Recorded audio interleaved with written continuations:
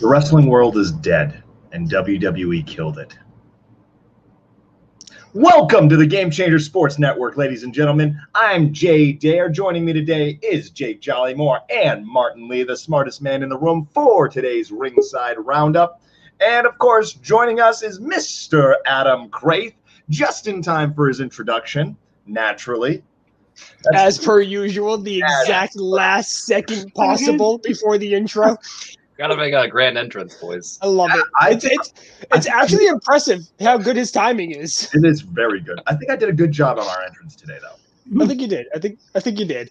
I think the WWE may have set the wrestling industry back 30 years. 40, easy. I wonder what we heard that for. Right? Jesus.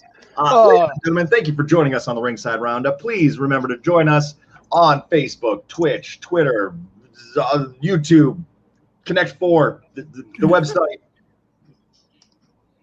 things like that. Give us a like, give us a follow, give us a subscribe, and we can try to bring you all the wrestling news that we can.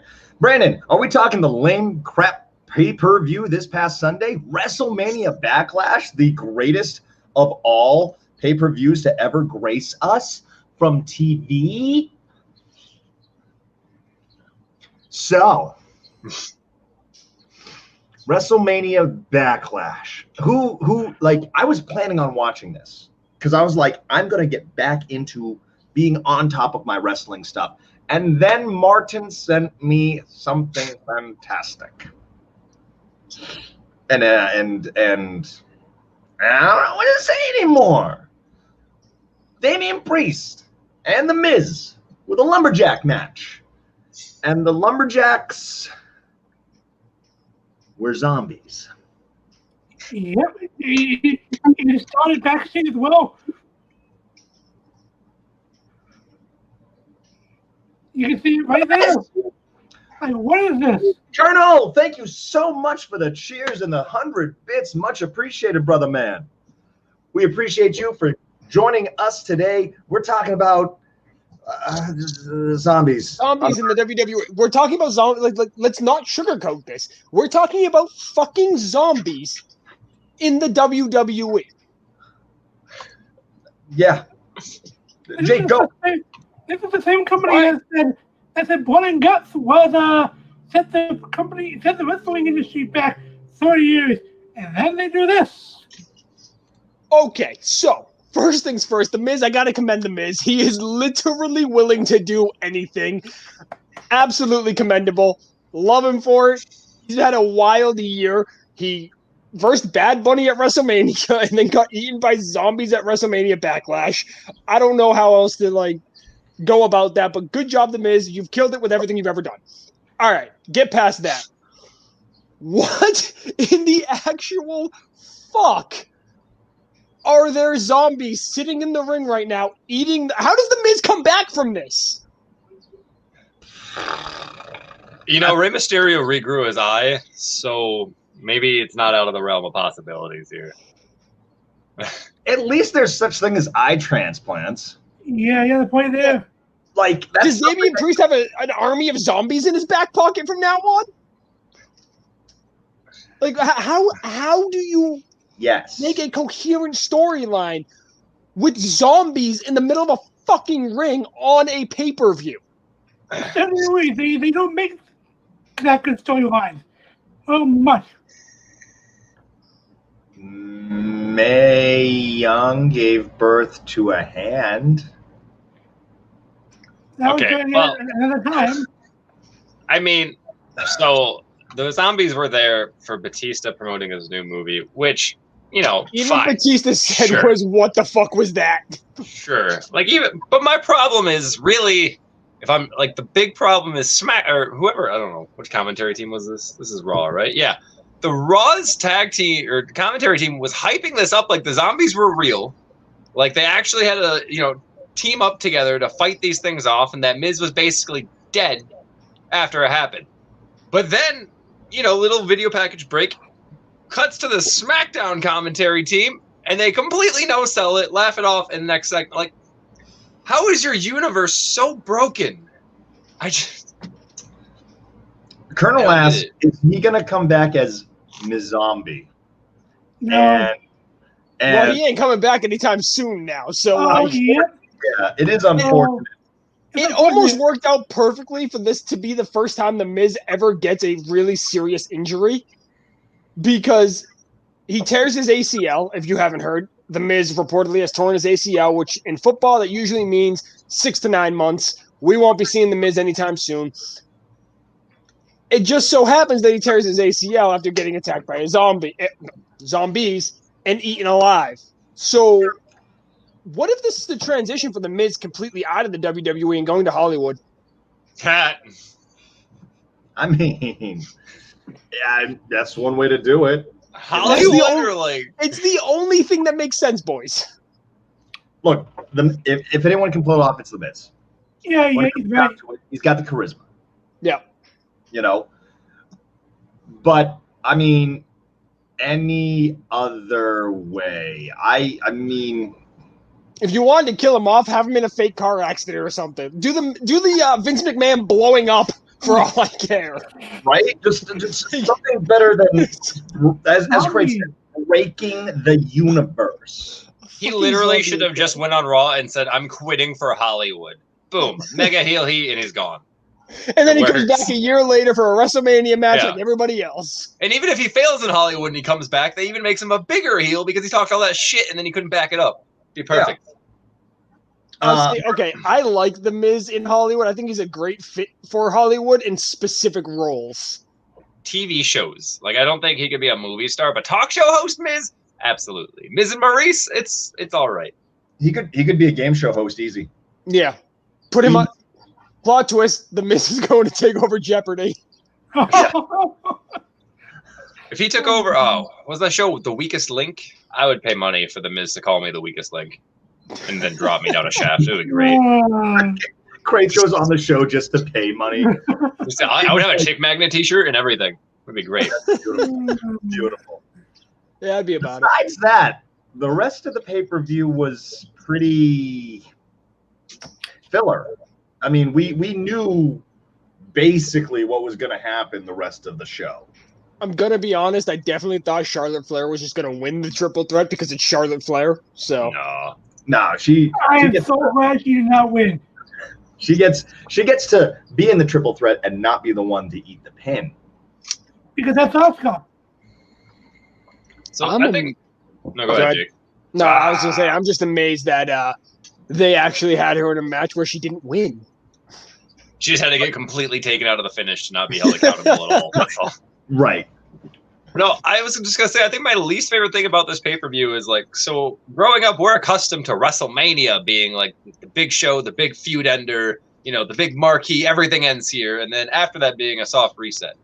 This year they're telling us, okay, WrestleMania Backlash is where we're going to finish all the WrestleMania feuds.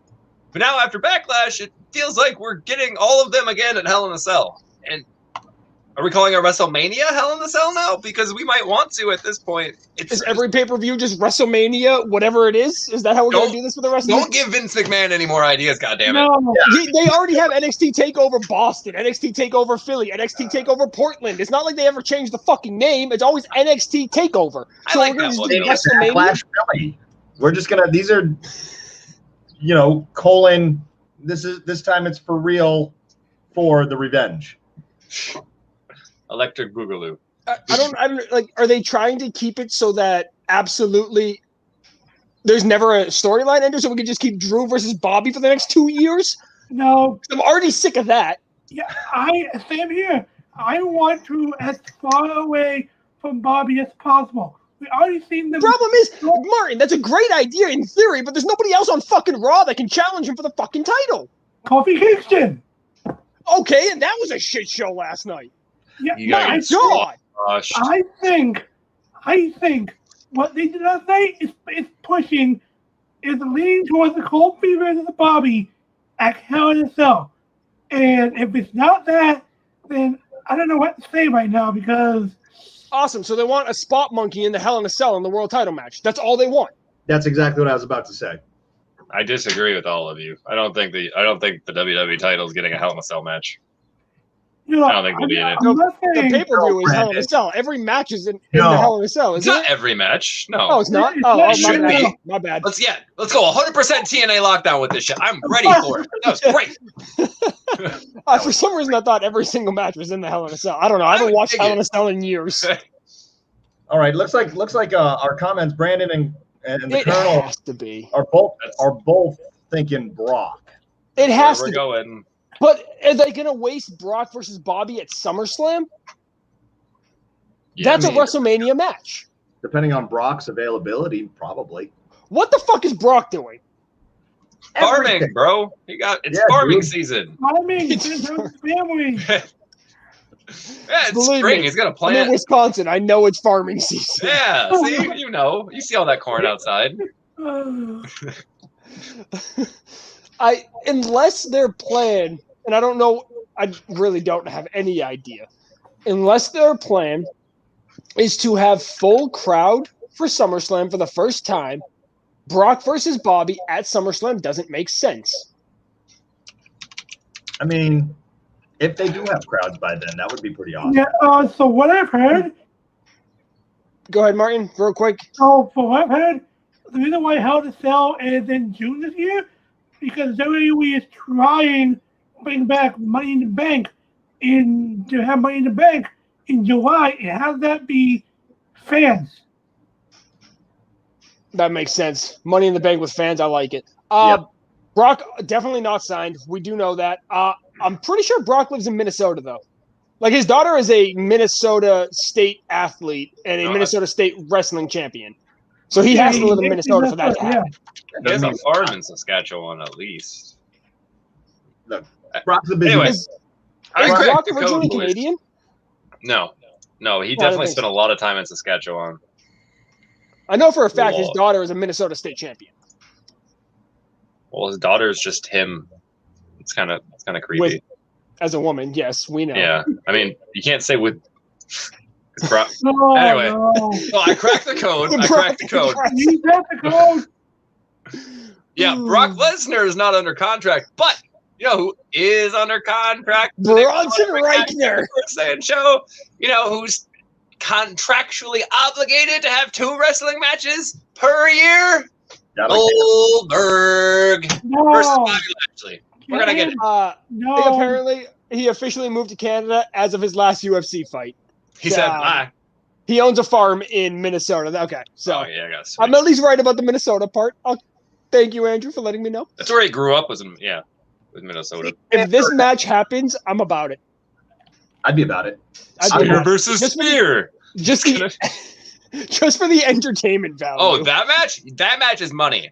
Yeah, give me Otis that in the versus main event. Otis should have been pushed so much further. He should have failed his Money in the Bank attempt. Like, you could have made so much money off of Otis, Yes. and you didn't. Can we all just take 1 second to picture Otis doing like his little belly roll, like out of the Hurt Lock, just for a second, like his little dance out of it? It would be fantastic. Give it to me, Vince. Oh. Who's Bobby Lashley on their TW? Because I want him now. I'm gonna run That it. would be Vince. I believe that's Jay there. Run that, Jay. That would mean Vince Yeah, I got would be doing. That would mean Vince would be doing interesting storylines, but he didn't know that. I mean, I feel like so many storylines just feel dead in the water right now. So it's not All that of they're them? dead in the water. It's every single storyline has been so played out and it's so repetitive. The newest storyline we have is fucking Rhea Ripley. And they're not really doing anything with that storyline. Right. And didn't the whole Bianca using her hair thing, then eventually getting her hair counted as a foreign weapon, didn't that whole arc happen in NXT? Or am I Yep. misremembering? No, that? they're definitely leading to a hair versus hair match. Oh yeah, 100%. You're going to get a hair versus hair match between Bayley and Bianca. And Bianca's not losing. Bianca's just gonna unclip it mid-match and just start. That'd actually be pretty cool. Yeah, right. That's a question I want to get to once we're done tangenting. Right. Yeah, Anthony says that zombies are the new low. Yeah, easily, I think the lowest I've seen WWE in a decade.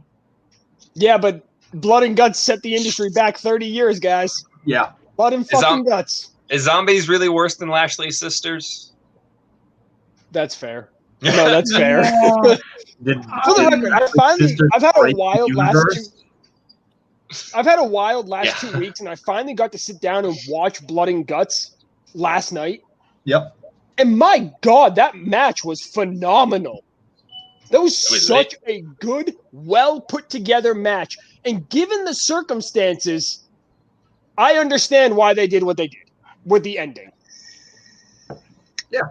You can shit on that ending, but you got the point of what the ending was supposed to be. And now we're just nitpicking. He fell into a fucking bubble, like a firefighter bubble. Okay. You want him to fall directly on the concrete and split his head open? Right. Let's use common sense, guys. Yeah. At least at that point, you know where they're going in the kayfabe story. Zombies, you don't. You don't. Have we gotten the Stadium Stampede announcement yet? Because that's definitely where this is going. Yes, we did. Last week. Beautiful. I am in on it. I am ready for it. I want to see it. I would love the Stadium Stampede with these guys. Yep. Jericho challenged MJF to it in the Pinnacle Tour Stampede match. They said no, and then they sprayed them with milk, and then they agreed. It was bubbly, actually. Oh yeah, champagne. Oh yeah. So do we want to get to that question that the Colonel brought up? Because Yes. I know Jake was very excited.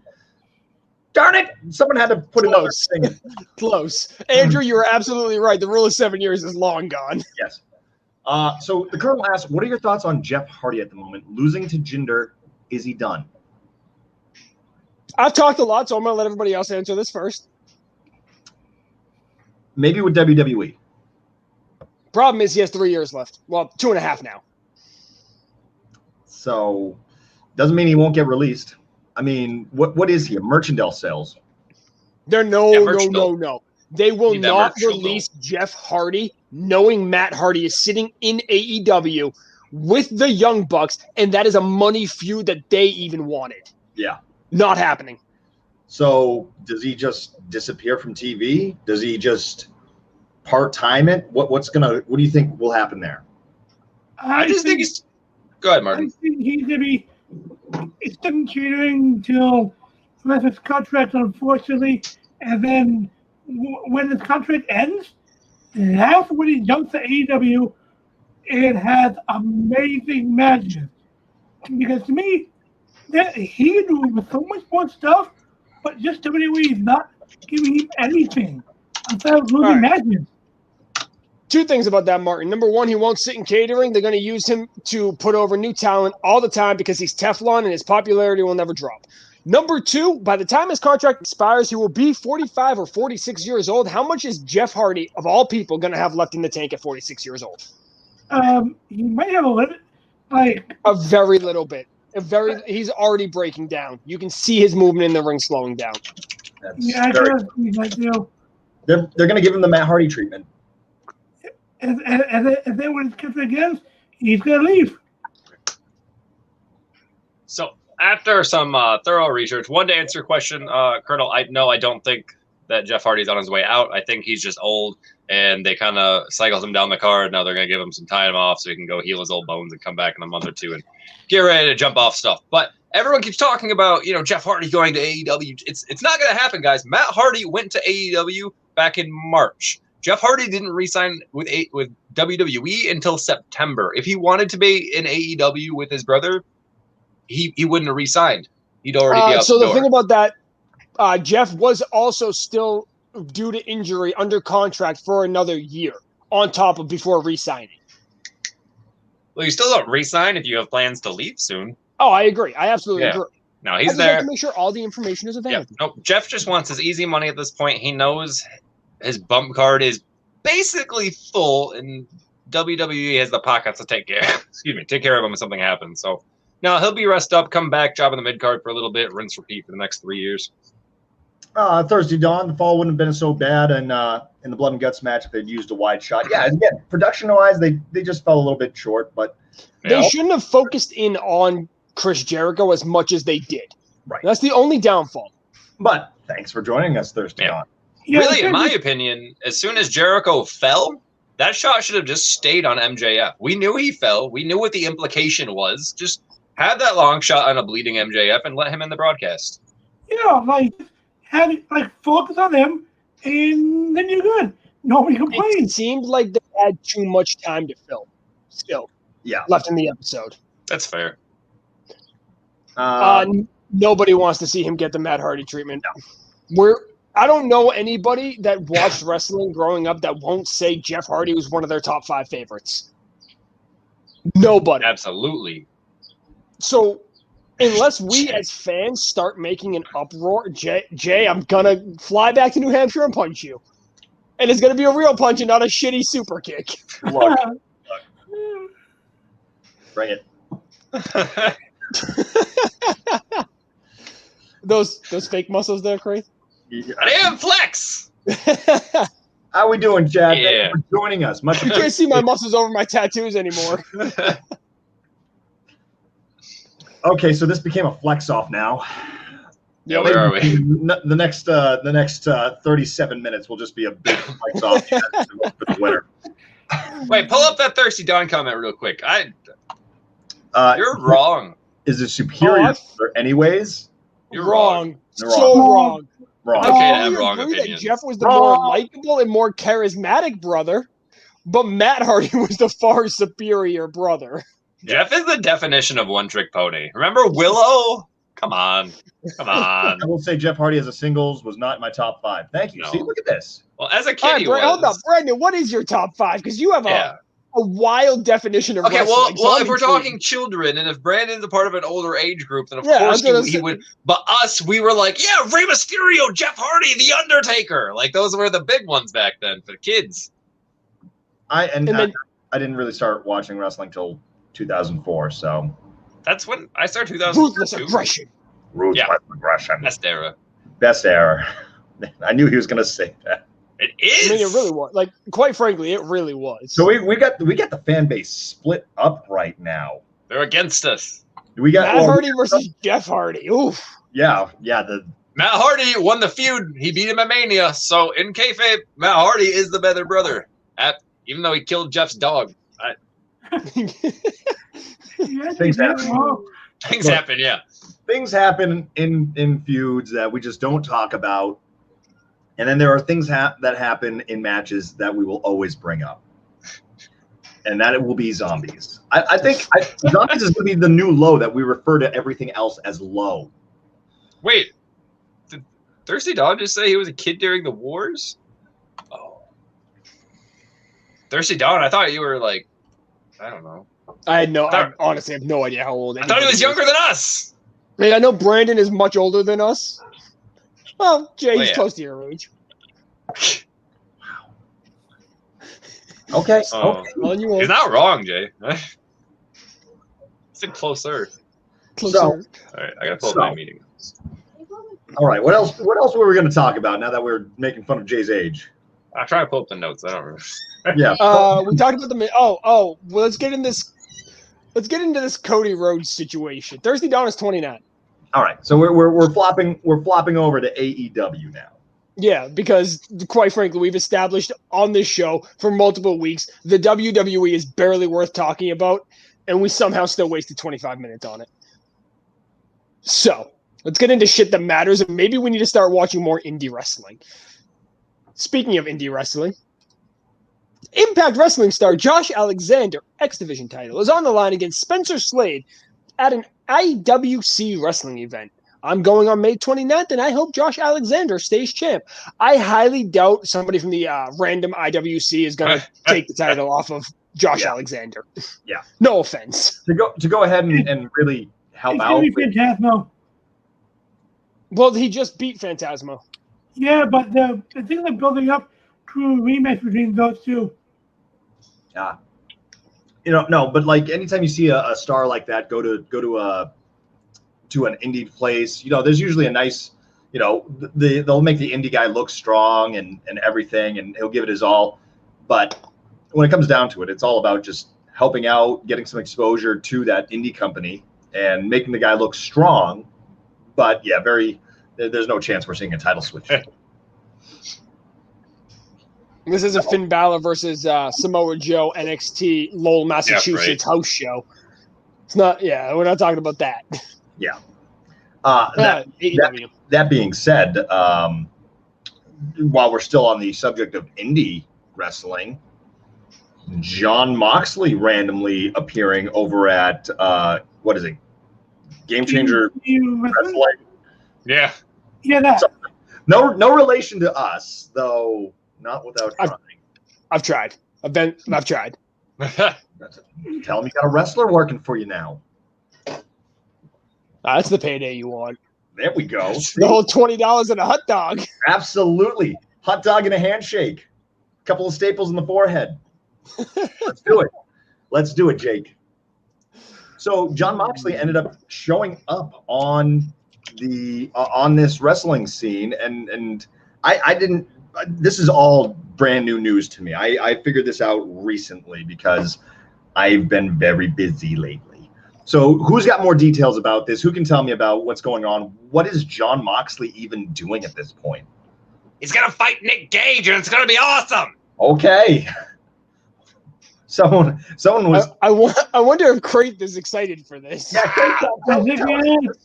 is this big news to everyone? Oh, yeah. No, the internet. So the Reddit subreddits I frequent have been clamoring for this match ever since Moxley got on the Indies. This is the death match wrestler. Even though Nick Gage is kind of I don't know if I can say that word. He's not that great of a person. It's going to be great. And honestly, is he an asshole? Like, what are we talking? Oh, he's a prick. All right, there we go. He's a prick. Right. Yeah. But I'm mostly excited to watch Renee's Twitter feed while the match is going on. That's going to be fantastic. Bonkers, man. I'll watch the wrestling match. You watch the Twitter, and we'll call it even. I feel like he's still going to first watch ever the match. CZW champion. If that gives you any inclination of what kind of match we're getting. Gotcha. So we're getting death match. Indie deathmatch legend, essentially. So not an exploding barbed wire death match? Yeah, much better than that. It might be like a light tube match, guys. Yeah, I could see it. So people are apparently on Reddit very excited about this. Yeah, they are. So I don't trust anything that comes from Reddit, though. Yeah. Okay, so I found out why he was in the news because I was remembering there was something like scummy that he did for being in the news. Oh yeah, he was arrested for bank robbery. Yeah, 2010. He was out in 2015. He did parole. He's rehabilitated. It's fine. I mean, as far as like bad things go, that to me is kind of low on the totem pole. Yeah, it's not bad, right? I'm like, guy managed to rob a bank, eh? Yeah. I mean, mind you, I'm not condoning that, nor does Game Changer Sports Network condone any of that kind of stuff. But we're just saying it could have been worse. Guys. I wasn't listening. I was ordering dinner, so I have no idea what we don't condone. But whatever. If Jay says Game Changer Sports Network doesn't condone it, we probably don't condone it. I got our back. Despite the fact I was one that's like, that's actually not too bad. I was walking myself back. Anyway, so that's going on over in the Indies. And then we've got AEW, which has apparently some less than great storylines going. In fact, it was a good storyline, and then it ended up dying off to not be such a good storyline, is what I understand. Guys, what's Cody Rhodes doing? Well, before we get into that, Brandon's all-time top 5: Hogan, Flair, Sting, Warrior, Andres. Definitely a different generation than what we're talking about. Right. More recent, it's Triple H, HBK, Rock, Taker, Stone Cold, which is even still a different generation than what we're talking about. Yeah, we're talking, and those are all headliners. Those are all the top guys. Where's the Steamboat, man? Come on. And then, my man, it's always a bacon pizza when I'm ordering food. Always a bacon pizza. I just finished a bacon cheeseburger pizza. That's funny. Look at that. Now let's get into the Cody Rhodes thing. Now, you just took a shot at AEW storylines. Now, there's only one storyline that's absolute, well, two storylines that are absolute trash. One of them I don't follow because they finished it on AEW itself, and it made no sense. Craith, what are you doing? Why are you giving me... Not you. I'm just thinking about it. So one storyline that was on AEW Dark the entire time and then ended on AEW Dynamite made 0 sense. We'll get into that in a few minutes. The second one is this Cody Rhodes bullshit. Now, I'm the #1 Cody Rhodes fan. But what the fuck was that? Take it away, boys. I've been on choo-choos. You should go first, Martin, because once I start, I'm probably not going to stop. So, All right, so first off, Cody mentioned that he had a big announcement for Double or Nothing, but it turned out to be nothing but a promo between nothing but a promo, and not just any promo, a patriotic promo between Anthony Ogogo and him. Now, both Anthony Ogogo is British, Cody Rhodes is American, and that promo was awkward. And Cody kept talking about the American dream and America, USA this, USA that. So this is turning to the USA versus a foreigner feud. Oh boy, like we haven't seen that. Have we seen it in AEW yet? Let's start there. No, but I'll give him the benefit. No, I'll give him the benefit of the doubt right there. We have not seen it in AEW yet. Obviously, they're going to rehash bullshit. There's no new storyline you can come up with that has never been done before. So they're going to rehash something. That's not the tone-deaf part of this, though. Continue, Martin. Like, he was just talking about the American dream and everything, but it was just so awkward, and it just didn't make any sense. The promo didn't make any sense. Craith? what the hell, Cody? Okay, so it doesn't make sense. Even like, okay, they haven't done it before. I can't give them the benefit of the doubt because you don't need the American versus evil foreigner story ever. You don't need that ever anymore in today's current climate. There's no place in that, and really any kind of we don't need to do that. But my guy is an Olympic boxer. He can knock people out. You could bill him to kill people with punches, but you're defaulting right back to he's not from the same country as I am, and he disrespected me. He disrespected you by putting his flag over your prone, like his body was unconscious, right? But you're mad about the flag part, not the getting your ass kicked part, but the flag. The flag's what really got your goat, Cody. Not him knocking out the rest of your nightmare effect. No. The flag pissed you off. No. It's dumb. It's lazy. And if the truth of it is, he only did it because he's trying to get that American Dream copyright and using it on TV will give him a better stance. No, because you can tell that story well too. Just you didn't. It was all bad, and it's all bad. And then Ogogo, is that how you say Ogogo? He keeps going on Twitter, and I can just like see Cody like behind him, like, hey, listen, I got heat for that, so I need you to keep tweeting out like reasons why America sucks, so I can be the good guy again. But every time Ogogo tweets, everyone's like, you know what? Yeah, he's right. He has a point. So unless we're actually going to a full-fledged double turn, Ogogo dissing gas station food isn't the kind of heel material I want from a legitimate monster. You okay now? Yeah. No. Yeah, No. We still have a whole nother Craith rant coming. He's fine. not okay yet. It's all right. Not. He's absolutely not okay. No, and guys, like I don't think I've ever talked bad about AEW really on the show before, but they're missing it. They're missing all the beats. So are they being lazy, or are they just, or is this just something that Cody messed up is desperately trying to save? This is Also, my is that a conspiracy dog or a theory. cat behind you? That's a dog. Okay. Dan As Odin. does not want to say hi. My conspiracy theory with the whole rumors of VIP or VP heat that will also get to you later, it kind of makes me want to believe it, because if you look at Cody's segments and the entire rest of the show, they don't really match up well. It would not surprise me if Cody's not talking to the rest of his team besides Tony and just booking his own crap instead. I'm with Craith on this one. Yeah, that one I agree with. Quite frankly, if AEW is going to survive past the end of the 3 years when all their contracts run up, it's going to be without Cody. Yeah. And it's going to be a hit to AEW because he's going to be the biggest mainstream star given everything else that he is doing. Given everything else that he's doing, yes. Which is probably what's put him in the position he's in now. Yeah. He's just too big of a mark for himself. That's all. Which sucks. Because Cody Rhodes as a wrestler and as a on-screen talent is a still above average talent. Okay, I'll take above average. Yeah. I wasn't about to say he's excellent. No, he's above average. No, okay. Well, look, sometimes you go off the deep end as well, and you say some ridiculous things. That's fair. I myself have been logical and calm and collected the whole time I've been on this show.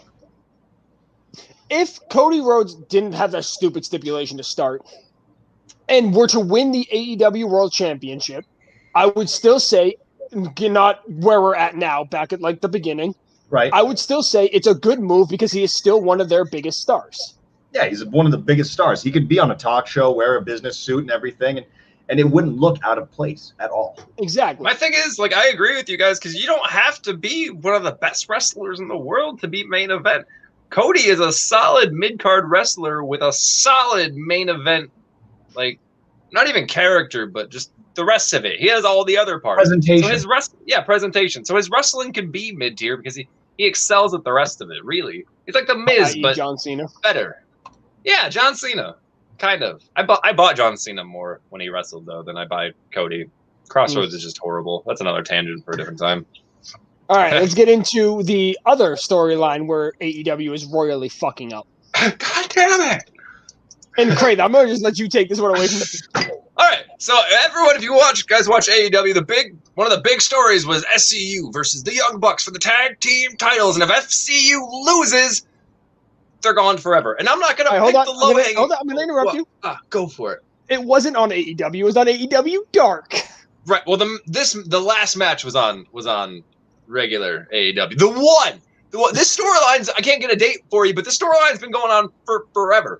And I'm not going to pick the low-hanging fruit and go, oh, they cut away from SCU's hug. Because, yeah, that's shitty. That should have happened. But these guys have been giving their bodies to the business for, 20, 25 years? Something like that. The entirety of their storyline was on Dark before this. All of it. Most fans had no idea the storyline was happening until it was announced on Wednesday. But even after that, it wasn't like a general manager. It wasn't like Tony. It wasn't Tony Khan like, hey, listen, SCU. I don't know how Tony talks. I only read. No, that was perfect. You're not winning any matches, so if you lose another match, you guys have to split up and go do other stuff. Like, no, it wasn't even that. It was just Frankie being like, man, if we lose, we should just quit. What? Why? Why would you do that? No one's gonna pay to see Frankie Kazarian wrestle, even on Dark, bro. They split up for no reason. And QT Marshall, not QT Marshall. Who's the other guy? Scorpios guy, right? Is that the other one? Yeah. They just forget about him? Because he's a pain now. like they fumbled all of it. Christopher Daniels could have been up against Kenny Omega in his last match. You could have actually had a cool Ric Flair moment, but no, you had to pop the boys in the backs and give the Bucks another one and another one and another. Stop it! I get it. The Bucks are awesome heels, but Christopher Daniels deserved that moment, and you took it from him not once, not twice, but 3 separate times, and that's bullshit. 3 things. Number one, why can't Chris go do that now as a single star? Have that final match with Kenny, because we all know Chris Daniels is on his way out. He's moving to a backstage full time. I mean, he could go fight Kenny, but are we gonna believe that he can go fight Kenny after he couldn't get the job done against the Young Bucks? Are we gonna believe he could beat Kenny to begin with? That's true, but that leads to my second point.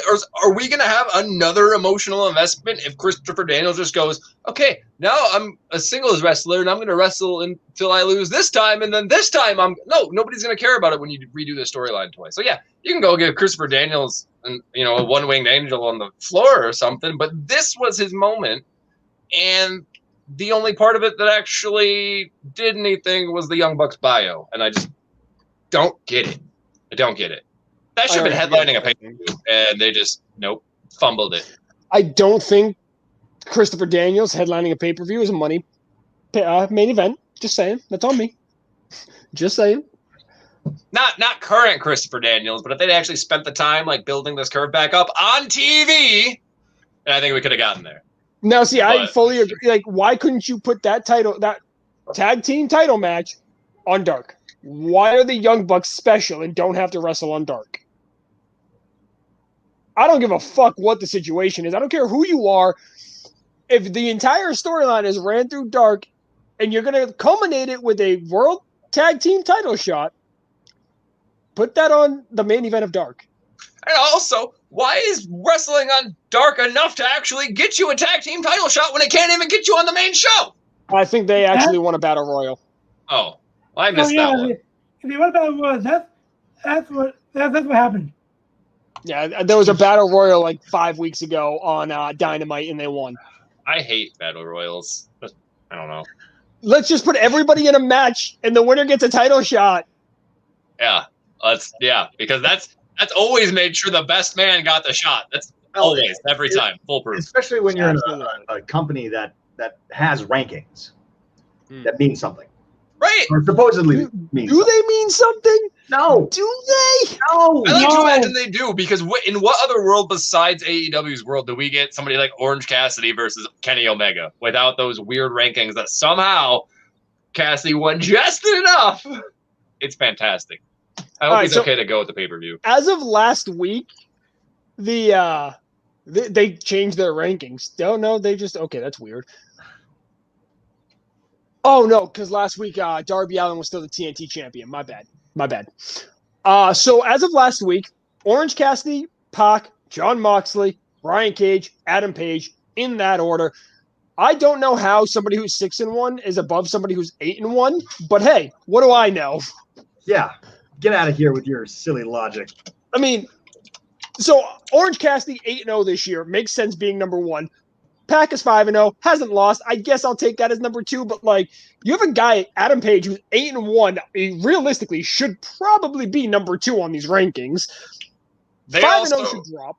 They also would throw in, the caliber of the win to give it more leeway. And I think Adam Page has just been beating up some Matt Hardy scrubs for a while. Just a bunch of nobodies.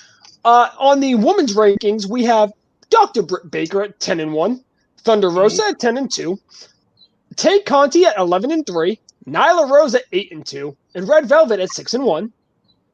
And then in our tag team division, we have SCU at 13-0. How the fuck are the Varsity Blondes 11-3? Dark, baby. Wait. Can we back up the train? Scorpio Sky left SCU to go into a tag team with Ethan Page? Yes. Yeah. What the hell is happening on Dark? Honestly, bro. I'm pulling up the rankings now. I gotta. Bowens and Castor are 7-2. The Acclaimed at number 4. FTR is 5 at 4-0, but like they're not going to be in the world title hunt anytime soon. They're dealing with another slew of bullshit. My God, these rankings are such a joke. Look, I think the women's rankings look like that's a solid top 6. Well, including the champion. Those rankings at least make sense, though. Yeah, at least hold on, yeah. Guys. Hikaru Shida has been in 3 matches all fucking year.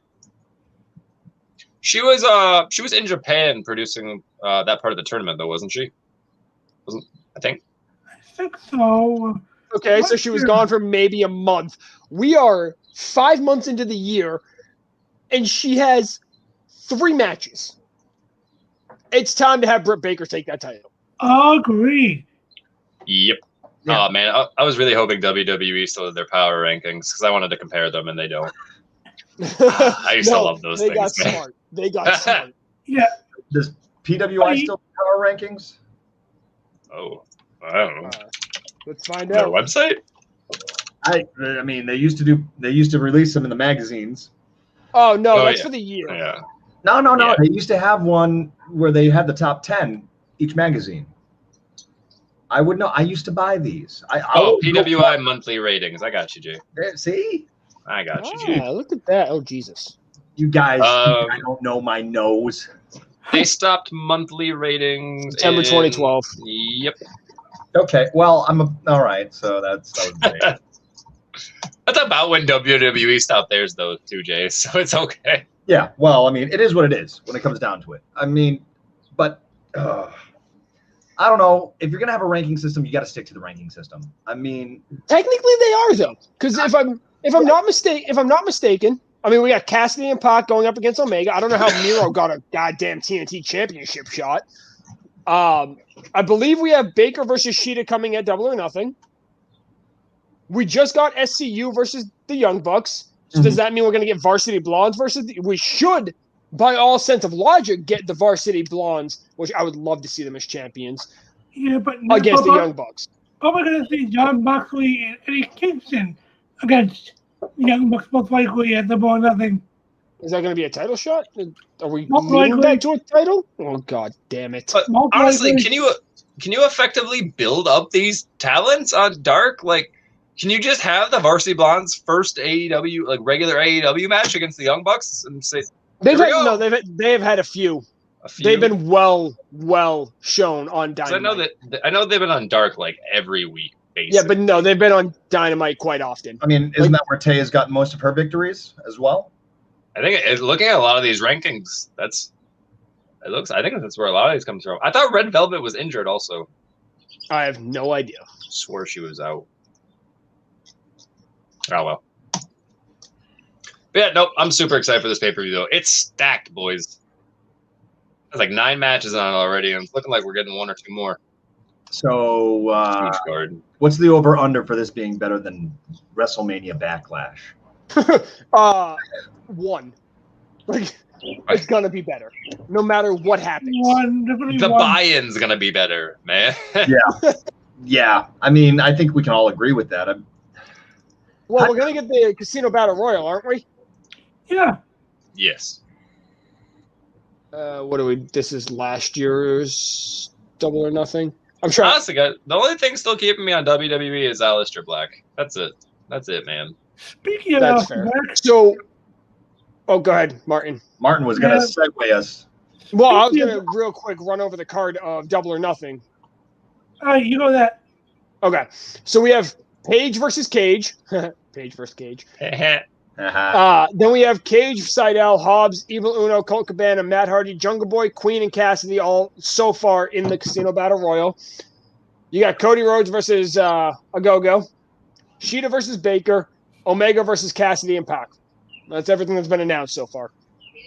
And I'm expecting Deeb versus Thunder Rosa to get added on there. Probably get the Stadium Stampede added on there. Yeah. It's going to be neat. Oh, and it was Darby and Sting versus Team Taz announced, or whoever they're facing now. There's so many things going on. It's not been announced. Yeah, that's probably going to get on there too. More likely than not.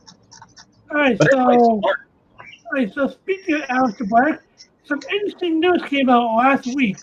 Mm-hmm. So apparently, the Lena Vega, the one that WWE cut because of her Twitch streams, because of her streaming, is apparently at the WWE Performance Center, and there are rumors coming out now that they are looking to sign her back.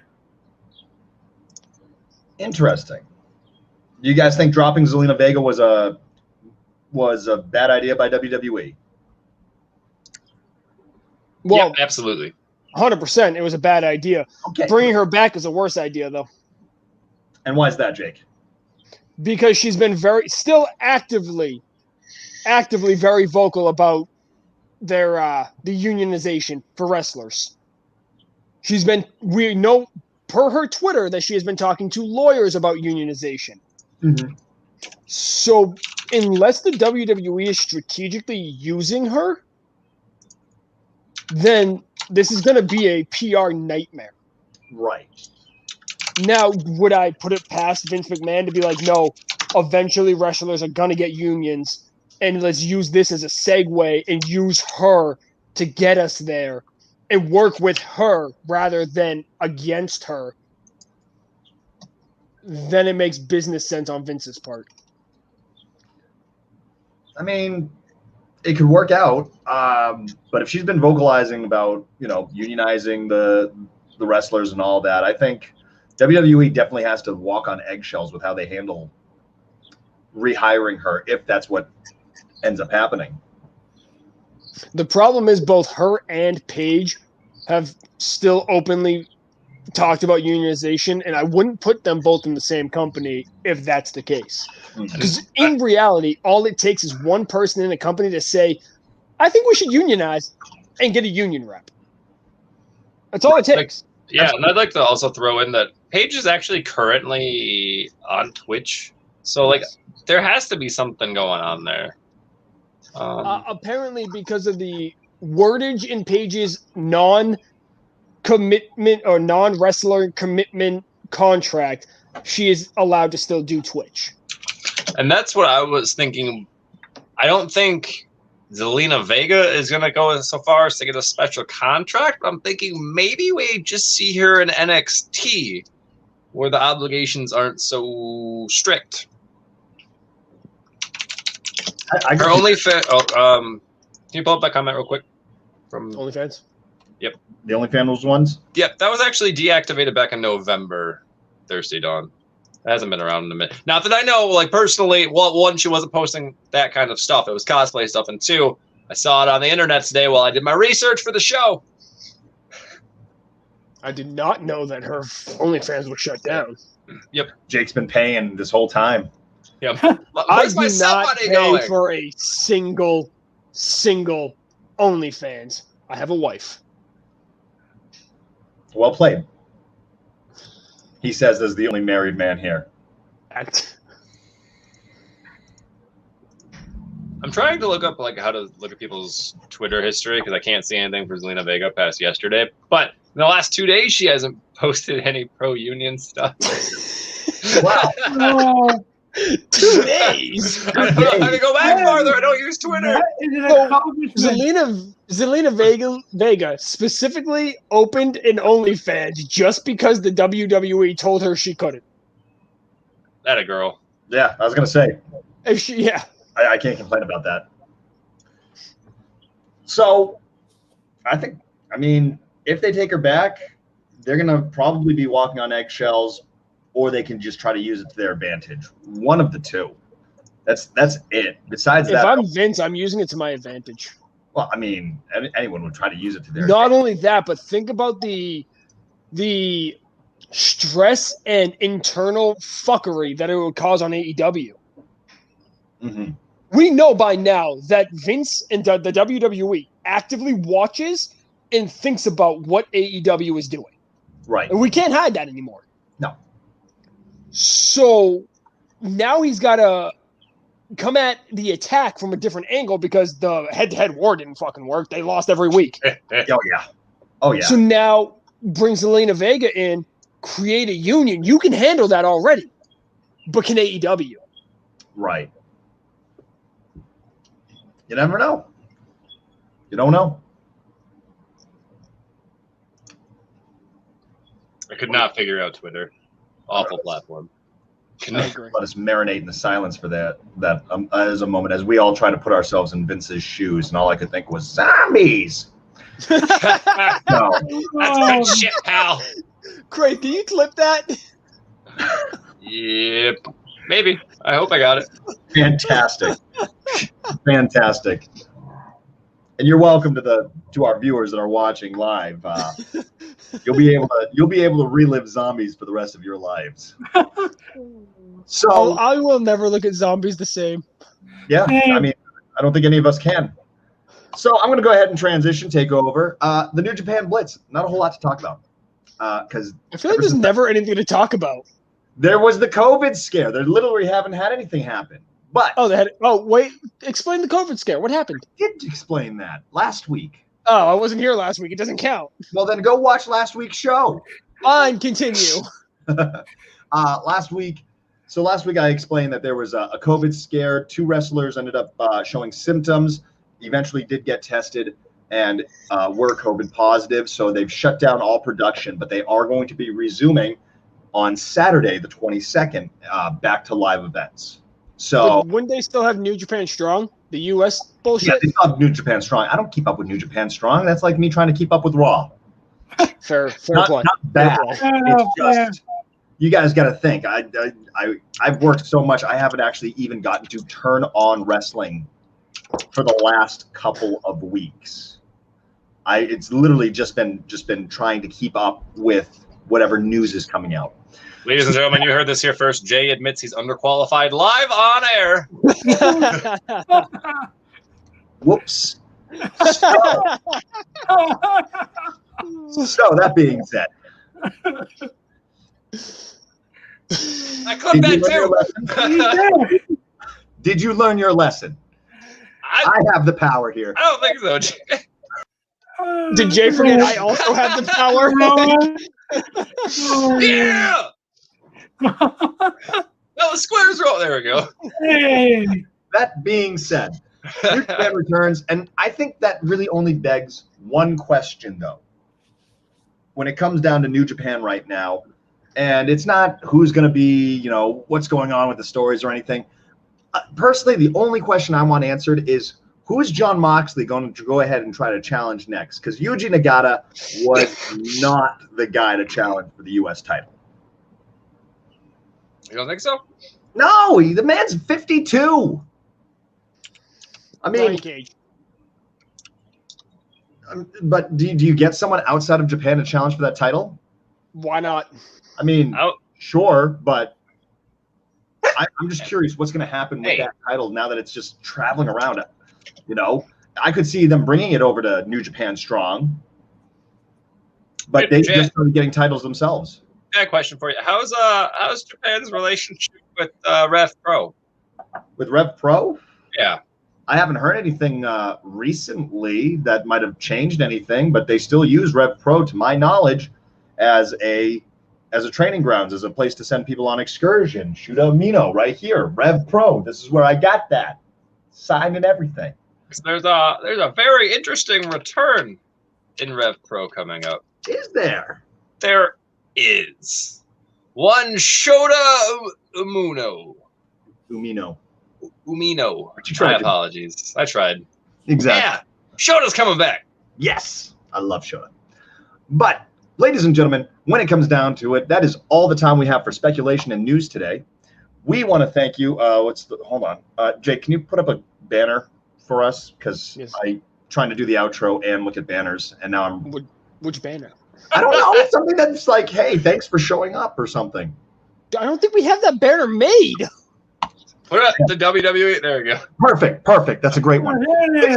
Thank you for joining us on Game Changer Sports Network with the Ringside Roundup. We want to thank all of you for coming in, joining, liking. Big shout out to Colonel McTavish for those biddies. We appreciate every little bit of support, guys. Join us on YouTube, Twitch. It was Sherwall. What? Scroll up in the comments. You're thinking the wrong person. No, it was Colonel. Colonel did it, and that's the name of the emoji for the code for the bits. Oh! It's a narwhal. All right. I don't know. Twitch makes zero sense. Thank you all for joining us. Join us on our social medias. And don't forget to check out the Game Changer Sports Network website, GameChangerSportsNetwork.com. Give us a like, give us a follow. Join us there. Read the articles. And thank you so much for Jake, Craith, Martin. I am Jay Dare, and thank you for joining us on the Game Changer. Have a good night.